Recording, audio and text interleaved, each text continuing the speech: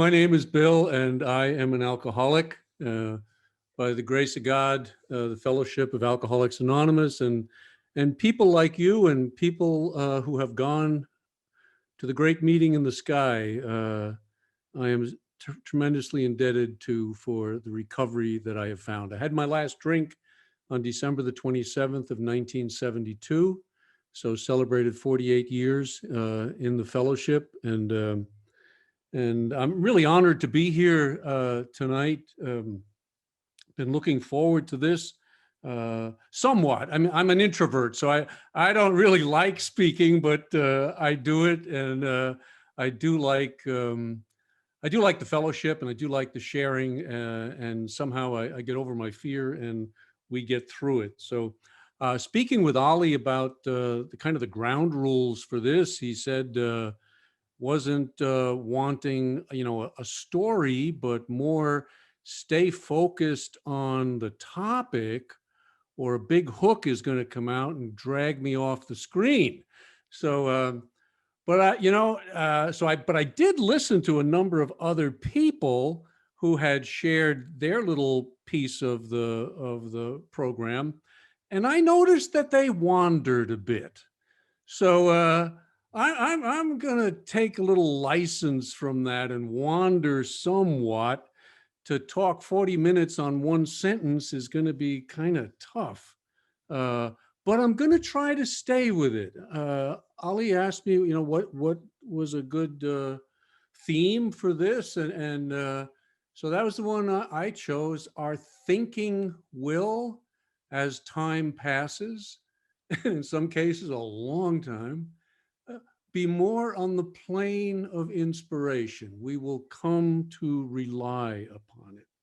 So he asked me also to think about this and to pray about this. And one of the things that came up, I thought we'd just start off with a little bit of fun before I get too serious. But uh, the subject of thinking, when I came into AA, they had that sign up on the wall that said "Think, think, think."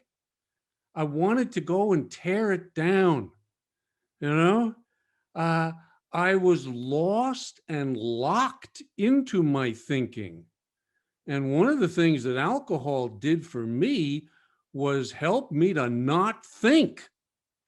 And not thinking was better than a lot of the thoughts that were running through this sick head uh, back in the early days and from time to time. So I'm sure you're all familiar with the 20 question thing about alcoholism. Do you drink more than you used to?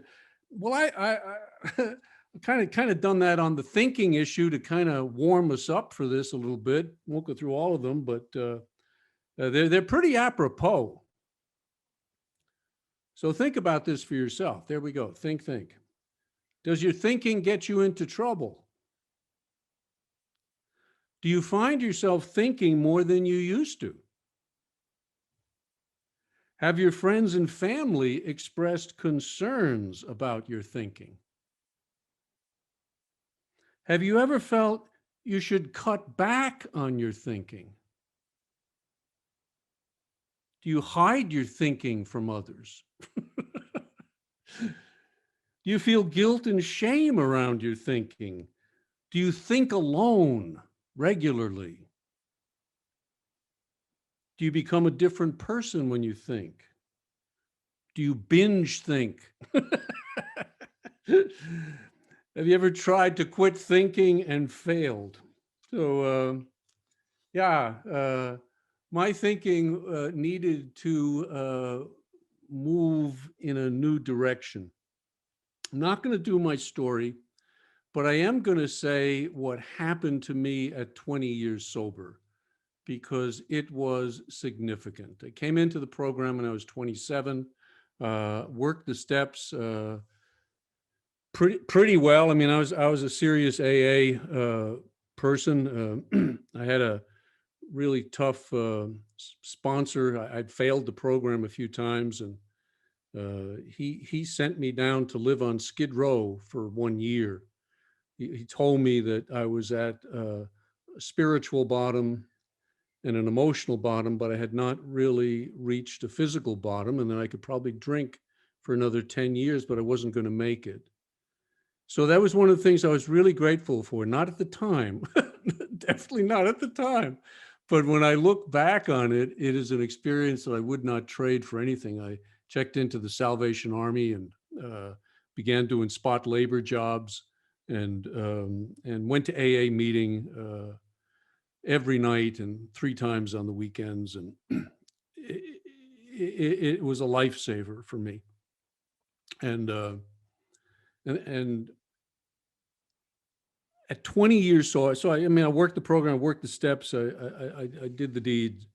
But at 20 years sober, I was feeling lost again and in need of something deeper. And it was at that time that I was in Oklahoma City. And I mentioned this at an AA meeting that I was at, just shared roughly. And someone said, well, you ought to go visit old Earl. And Earl was an AA archivist. He was the archivist for the state of Oklahoma. And if you were going to do your fourth and fifth step in Oklahoma City, you went to Earl and he instructed you on how to do it.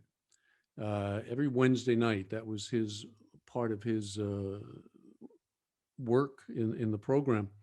And so I went over to his house and told him who I was and what I was looking for. And he said, well, geez, I hope nobody comes tonight. And as fate would have it, nobody came. And so I spent about 3, almost 4 hours with Earl that night. And he told me the history of Alcoholics Anonymous. He told it in a way, the early history. And he told it in a way that I had never heard it before. It was the Oxford group history. It was the early days. It was the pioneers. Sometimes they'll say in a church that, to understand this gospel, you got to read it in the Greek. And I don't speak Greek, but what I heard that night was a different program. It was the same program, but it was in different words, and those words touched me for some reason. We talk about the gift of desperation. When you're in pain, when you're hurting, when you're ready for something new, it has a way of appearing. And so it did that night in the form of this old guy who took me under his wing. I went home after my visit with him, and I started reading everything that I could on the Oxford group and the early history of AA, and just got deeper and deeper into it. It wasn't long before I stumbled on to what we would refer to as step 11. Of course, the Oxford group didn't have steps. They just didn't have any steps, but they did have a kind of a process that you went through. And part of that process was what they called listening to God, listening for God's voice. And I'd see it in one book, and then I'd see it in another book, and I'm 20 years sober. And well, nobody ever told me this is how you're supposed to pray and meditate, and I had always struggled with prayer and meditation. They had not come easily for me. So well, we read Spencer's remark in the beginning, open mind. I will try this thing. I will certainly shut my door. I am not going to tell anybody what I'm doing. What are you doing in there, Bill? I'm listening to God, So it sounded rather strange. And yet I did it. And it changed me. It changed me. Many people are familiar with the 24-hour book. I grew up on the 24-hour book. My cup of coffee, my cigarette, my 24-hour book, and I'm ready to do life. And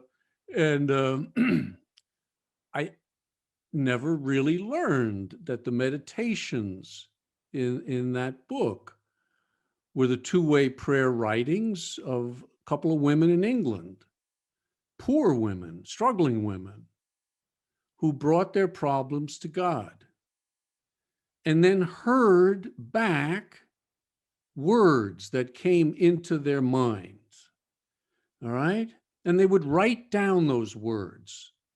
They insisted that we write them down, not just let them pass through, but try to capture them, try to write them, and have a record of our relationship with God. So that is what I started doing, and I think my relationship with God prior to this experience was very nebulous. It wasn't solid. You know, I wasn't sure who God was, but I knew I needed help, and I relied on that. But what this process did for me was bring about a sense of intimacy with God, and intimacy is the thing that I was lacking. Now, I grew up in an alcoholic home, and somewhere around the age of between 8 and 10, I remember my father coming home drunk and breaking up all the furniture in the house. And this was in New York City. People were walking by and looking up. My mother had myself and my two sisters out there on the street, and you could hear the furniture breaking up in the house. And I said silently, "You son of a whatever, you're never going to hurt me again." And it was like I put a brick in my heart that was going to keep him out, but it also kept everybody else out. And I think that everybody else also included God. Now, when I came into the program, you people broke through that wall. You did. I mean, and that was what was so necessary for my recovery. But my wall is thick. You know, it isn't a one-shot deal for me. I'm 48 years sober, and I'm still working on the intimacy issue, the self-forgiveness issue, and what I have found is what we're talking about tonight, that this process allowed my thinking to be placed on the plane of inspiration. Now, I was a little weirded out by this thing in the beginning. It was, you know, does God speak? They can put you in the state hospital if you have to be careful who you tell some of this spiritual stuff to, you know. Does he speak? Well, I learned this over time as I looked at my thinking. I allow a critic in my mind. And as a matter of fact, I welcome this critic in my mind. Oh, here he is. Boom. He's going to say some terrible things about me, and I'm just going to sit here and listen. Tell me more. You know, boom, boom, boom. I had some therapy many years ago, early in the program, and the therapist said to me, "Hey, Bill, if somebody said to you the things that you say to you about you, what would you do to that guy?" And I said, "No, I'd kill him." He said, "Good morning." See, I'm sitting there for alcoholism treatment, and I'm killing myself. Why? because I got characters in my head that are doing real damage. Think, think, think. You know, I got an addict in my head who talks to me. I welcome him. So what's the premise behind this thing? Well, you know, Carl Jung is mentioned in the Big Book. Roland went to see him, Roland Hazard, and kind of got this whole ball rolling. And Jung was very big on something called active imagination. Active imagination. And he found it to be a way to access the unconscious.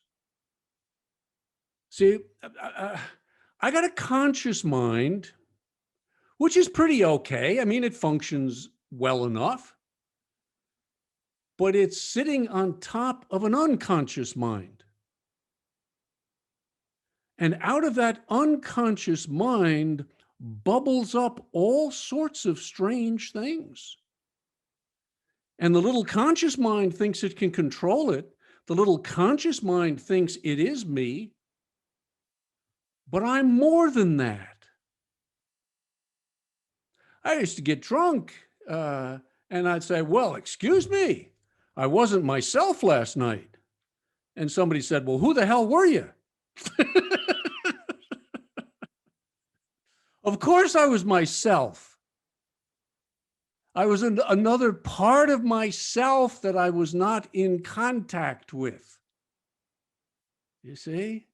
And what prayer and meditation is largely about is getting in contact with what? With the unconscious mind. The Big Book says what? The great reality is within. Is he in my liver? Is he in my spleen? Where is God? In the unconscious mind. And so we read on this step in the Big Book about inspiration and intuition, that we will come to know another part of our mind that speaks to us. And it speaks to us through this thing called two-way prayer.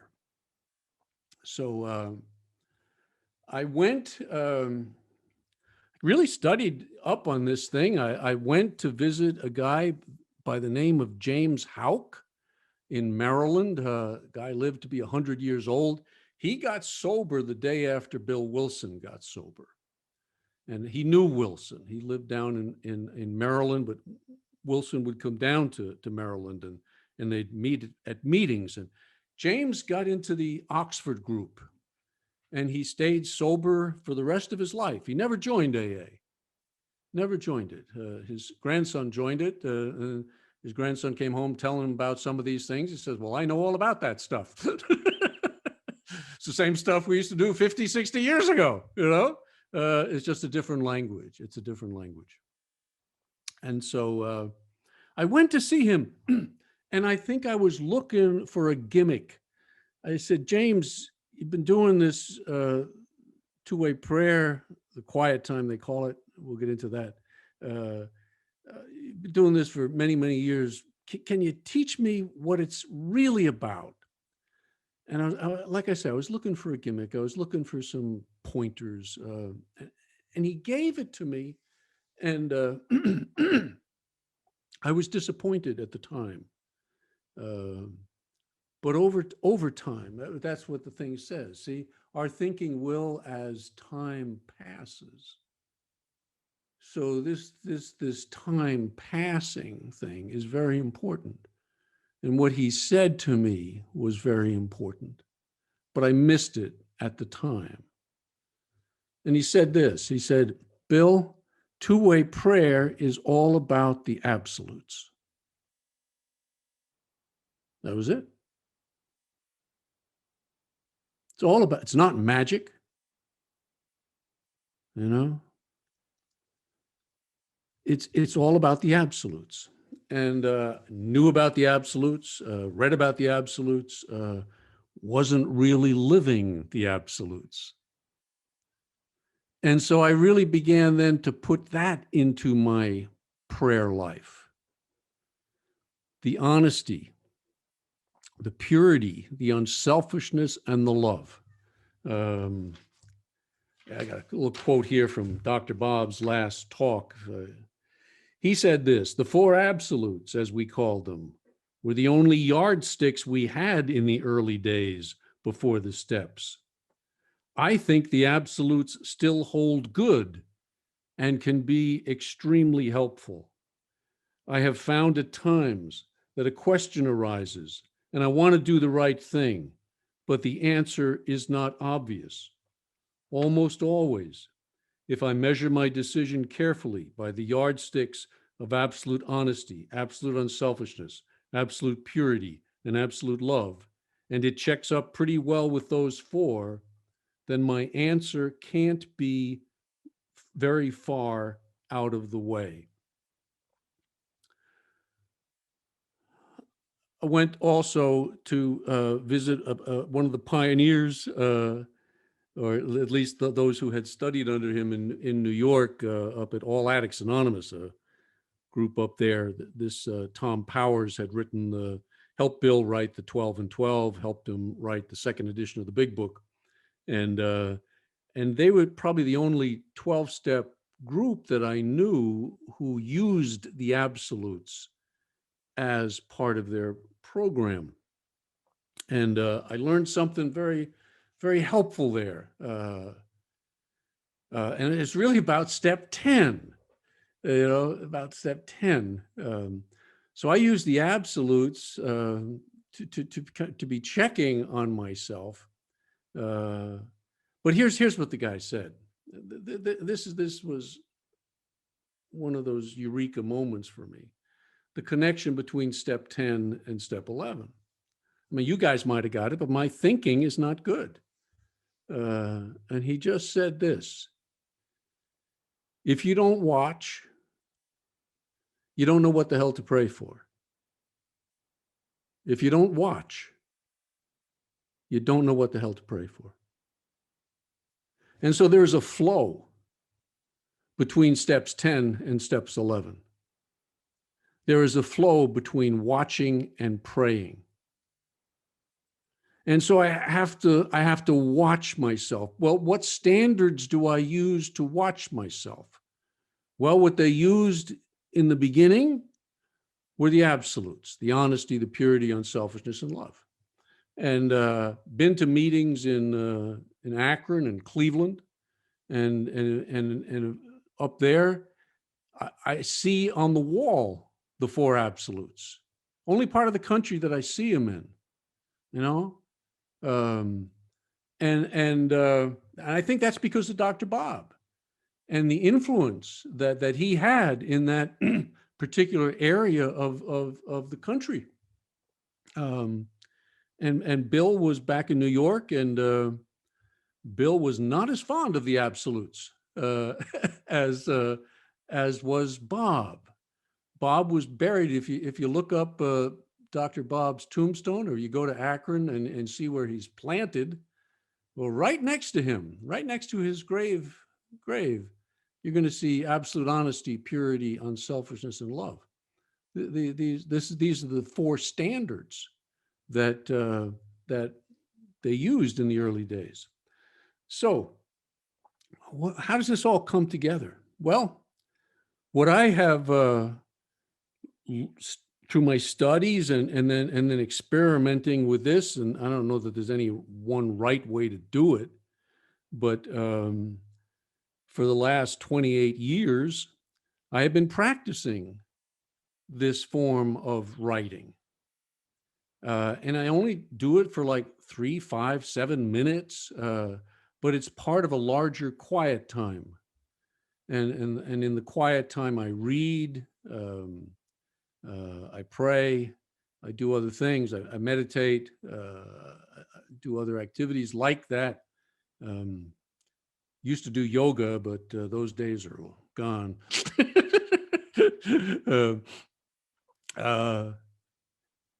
But I watch. So before I pray, I watch. And I watch for what? I watch for blockages between myself and other people, blockages between myself and God, blockages between myself and my true self. All right? Areas that need forgiveness, areas that need healing. What are they? Is there a block in the force? And I think of my relationship with God, my relationship with people in terms of energy. There's a flow there. There's a very natural flow that exists between me and you. And it needs to happen. And there's a flow that happens between God and myself. And it needs to happen. The energy, the flow, the grace, call it whatever you want, the connection has to happen. Well, is it blocked somewhere? And if it's blocked somewhere, then that leads into my prayer.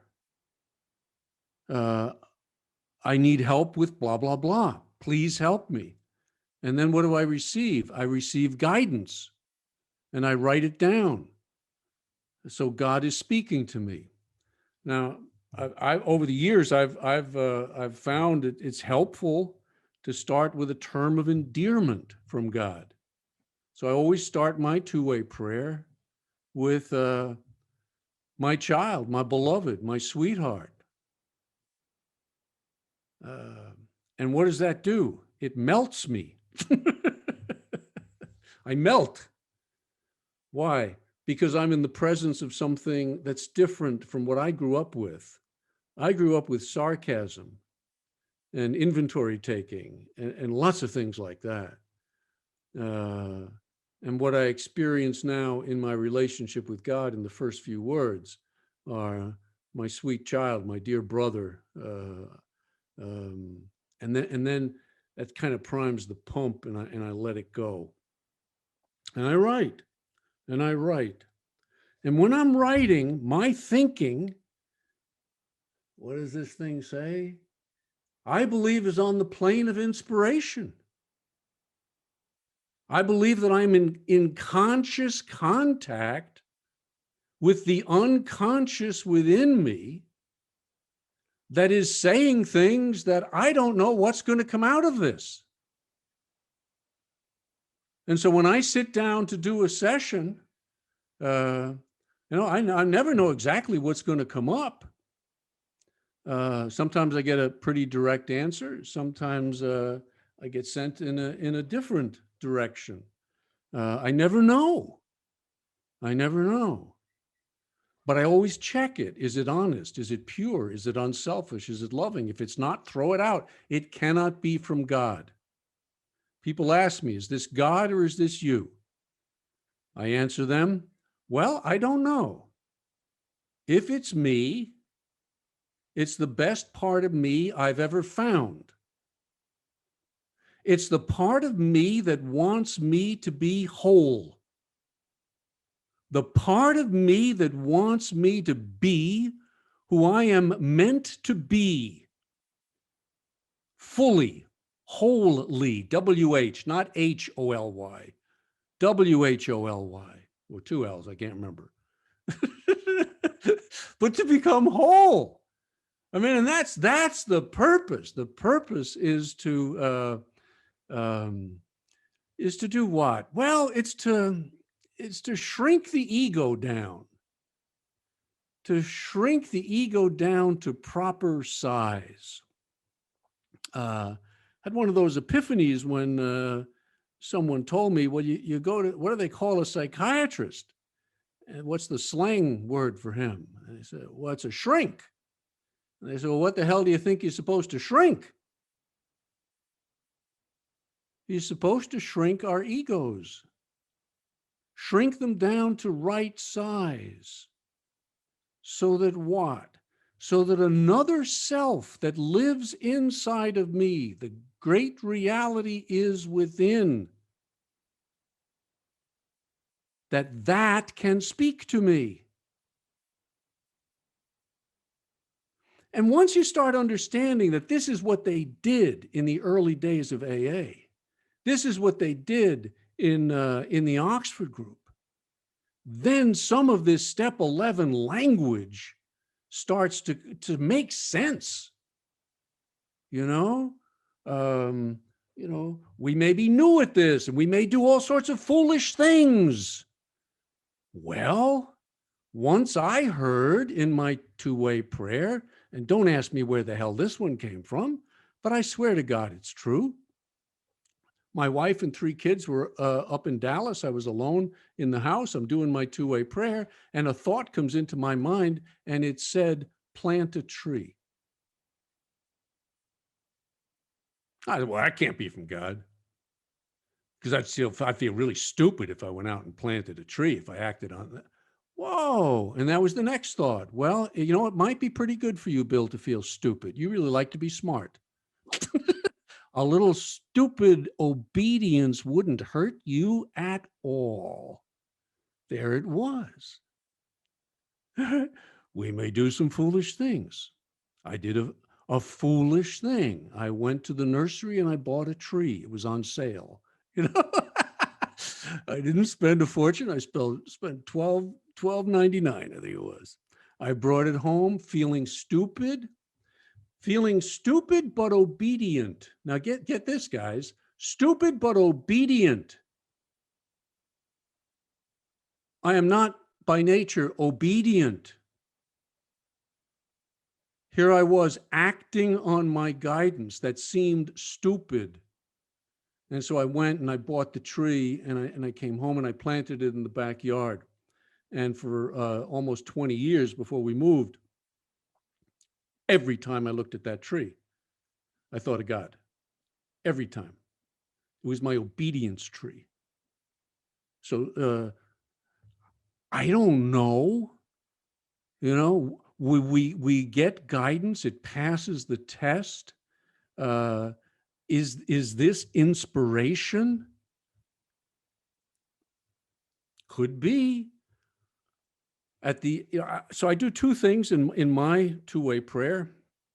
One is I bring a question, I bring a problem, I bring my step 10, looking for the blockages in my heart and asking for help. And then I always, at the end of it, look at the day ahead. Because that little line is in the big book, and it's just something that they did.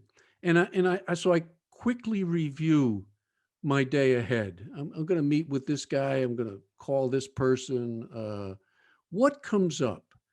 Now, it's not a to-do list, but it's guidance. Call so-and-so. Read such and such. Go listen to a symphony. I had that one not too long ago. Listen to a symphony. I don't relax really well. I don't play really. I'm very intense, if you haven't figured that out yet. By nature, I'm very intense, Listen to a symphony. Well, that was the guidance. Stupid guidance, but all right, I'll do it, So I got on YouTube, found a Beethoven thing. And you know what I found myself doing? I was fast forwarding through the symphony. Let's get to the exciting part. Let's get to the good music. What is this slow? It's like B. Can you be? I had to go back and do it over again. Step 10, keep doing it till you do it right, to get it right. Anyway, I thought I would share a guidance, and I don't, but I just wanted to kind of get a sense of what it's about, and then I'm going to quit. I think I'm out of time. Ali, am I about right? About right. Okay. Yeah. So, and I don't like to go back too far because I like to stay current with my guidances. If I read it from 6 years ago, that's kind of meaningless. So I still got some energy around this one because I'm still working on it. So this was from last Saturday. I have a hard time forgiving me.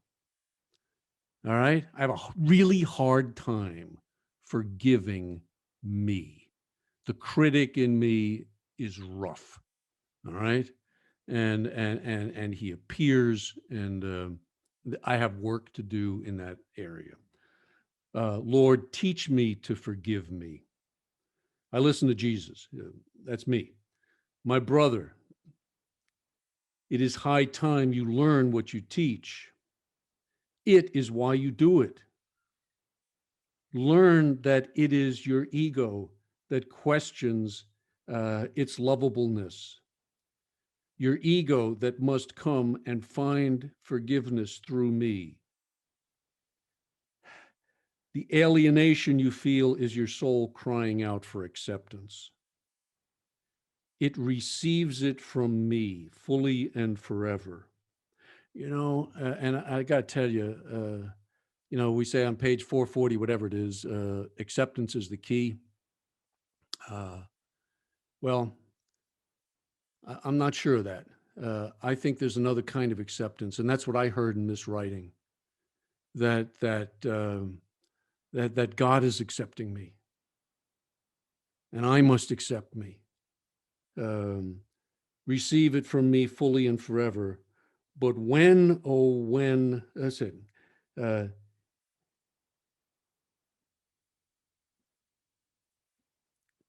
when, oh, when from you, okay, yes, yes. It receives it from me. I receive forgiveness from God. But when, oh, when from you? When, oh, when from yourself? For the next 2 weeks, bring only this problem to me. And I've been doing it for 3 days. Daily sit in my presence, daily experience my love and forgiveness. At the end of each quiet time, I will but ask, and you, will you not forgive, accept, and love yourself? No other question but this. Come back to it. Promise me. Now sit for your first healing. My love means nothing if you will not share it with yourself. So, what